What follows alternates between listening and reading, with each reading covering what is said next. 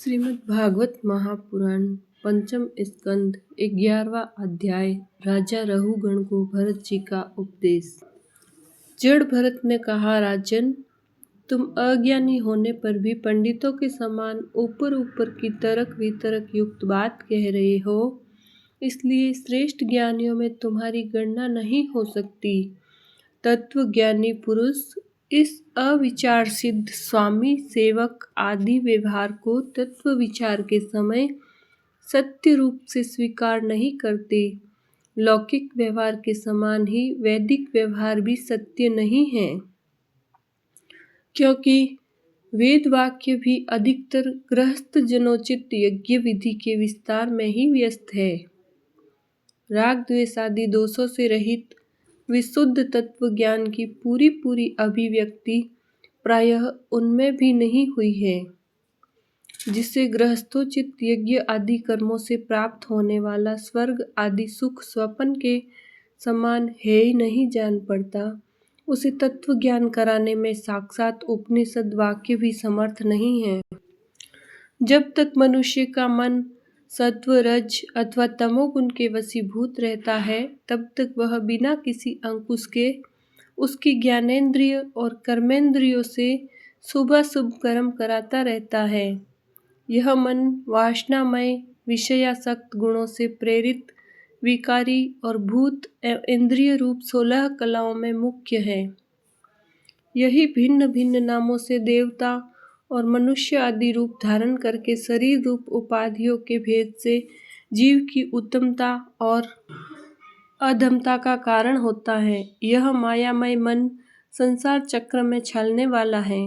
यही अपनी देह के अभिमानी जीव से मिलकर उसी काल क्रम से प्राप्त हुए सुख दुख और इनसे व्यतिरिक्त मोह रूप अवश्यंभावी फलों की अभिव्यक्ति करता है। जब तक यह मन रहता है, तभी तक जागृत और स्वप्न अवस्था का व्यवहार प्रकाशित होकर जीव का दृश्य बनाता है। इसलिए पंडित जन मन को ही त्रिगुणमय अधम संसार का और गुणातीत परम उत्कृष्ट मोक्ष पद का कारण बताते हैं। विषयासक्त मन जीव को संसार संकट में डाल देता है।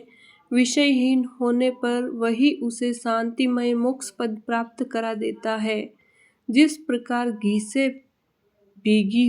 भीगी हुई बत्ती को खाने वाले दीपक से तो धुएं वाली शिखा निकलती रहती है, और जब घी समाप्त हो जाता है तब वह अपने कारण अग्नि तत्व में लीन हो जाता है।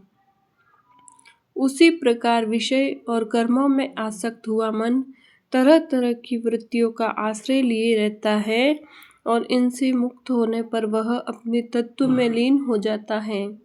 वीरवर, 5 कर्मेंद्रिय, 5 ज्ञानेंद्रिय और 1 अहंकार, ये 11 मन की वृत्तियां हैं, तथा 5 प्रकार के कर्म, 5 तन्मात्र और 1 शरीर, ये 11 उनके आधारभूत विषय कहे जाते हैं।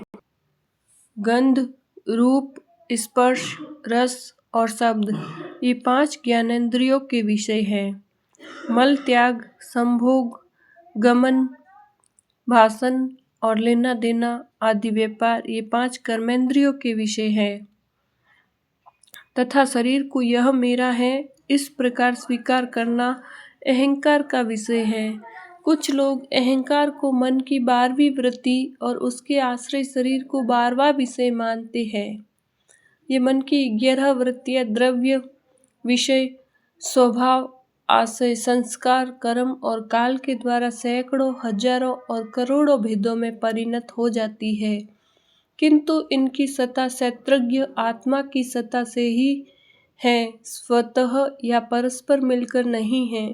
ऐसा होने पर भी मन से क्षेत्रज्ञ का कोई संबंध नहीं है।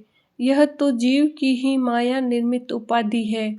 यह प्रायः संसार बंधन में डालने वाले अविशुद्ध कर्मों में ही प्रवृत्त रहता है। इसकी उपर्युक्त वृत्तियां प्रवाह रूप से नित्य ही रहती हैं।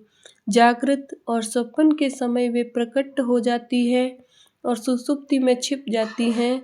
इन दोनों ही अवस्थाओं में क्षेत्रज्ञ, जो विशुद्ध चिन्मात्र हैं, मन की इन वृत्तियों को साक्षी रूप से देखता रहता है।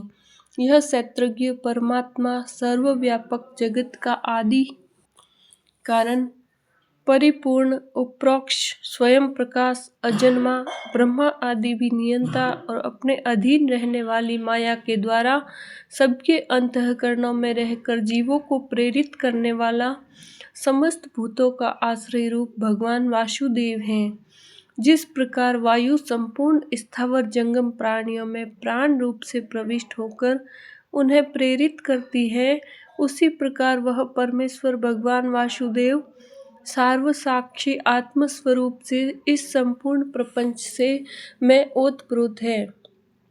राजन, जब तक मनुष्य ज्ञान उदय के द्वारा इस माया का तिरस्कार कर सबकी आसक्ति छोड़कर तथा काम क्रोध आदि 6 शत्रुओं को जीतकर आत्म तत्व को नहीं जान लेता और जब तक वह आत्मा के उपाधि रूप मन को संसार दुख का क्षेत्र नहीं समझता, तब तक वह इस लोक में यों ही भटकता रहता है, क्योंकि यह चित्त उसके शोक, मोह, रोग, राग, लोभ और वैर आदि के संस्कार तथा ममता की वृद्धि करता रहता है। यह मन ही तुम्हारा बड़ा बलवान शत्रु है। तुम्हारे उपेक्षा करने से इसकी शक्ति और भी बढ़ गई है। यह यद्यपि स्वयं तो सर्वथा मिथ्या है, तथापि इसने तुम्हारे आत्म स्वरूप को आच्छादित कर रखा है। इसलिए तुम सावधान होकर श्री गुरु और हरि के चरणों की उपासना के अस्त्र से इसे मार डालो। बोलिए श्री कृष्णचंद्र भगवान की जय।